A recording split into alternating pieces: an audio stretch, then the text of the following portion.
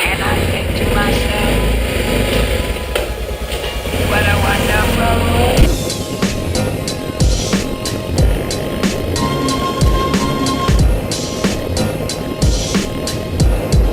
What a wonderful world.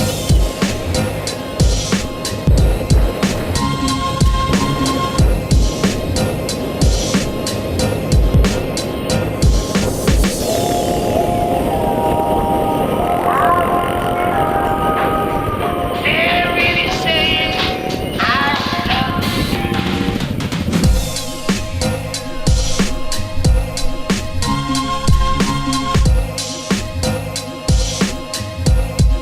What a wonderful world.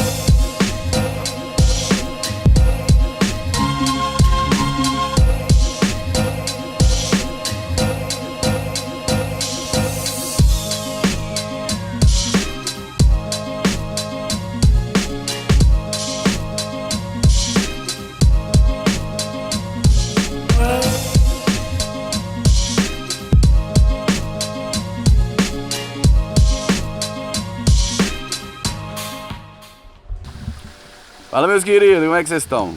Tudo bem? Segui na side quest aqui de fazer coisa diferente pra vocês. Segunda cachoeira da série. É série já? Hã? Já virou uma série? Ah, possível, né? Segunda cachoeira do Véu Negro. Por que ela chama Véu Negro, Ronald?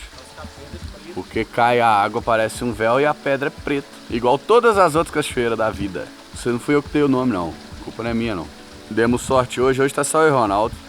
Demos sorte que chegamos na cachoeira, a cachoeira está vazia. Não que caiba muita gente também, não. Pra quem não conhece, se tiver 5 pessoas aqui já tá lotada.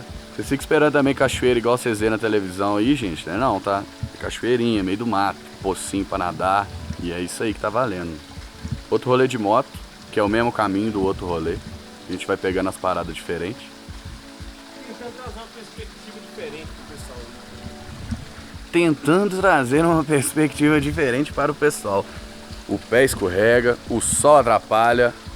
A gente vem dali, vem andando no meio do mato. Você para na beira da estrada, seguiu a estrada, vira pro meio do mato, desce uma trilhazinha suave de descer para subir, nós cansa, eu canso. Mas é isso aí. Tentando fazer coisa diferente. Eu vou aprender, gente, prometo pra vocês.